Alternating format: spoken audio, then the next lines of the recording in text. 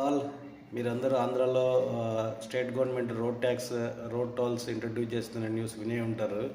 So అందరూ ఏమనుకుంటారంటే దీని ద్వారా వాళ్ళు ఏదో కొంచెం డబ్బులు తీసుకొని ఇన్ఫ్రాస్ట్రక్చర్ మెయింటెనెన్స్ కోసం వాడతారని అనుకుంటారు, కానీ అది అజెండా కాదు.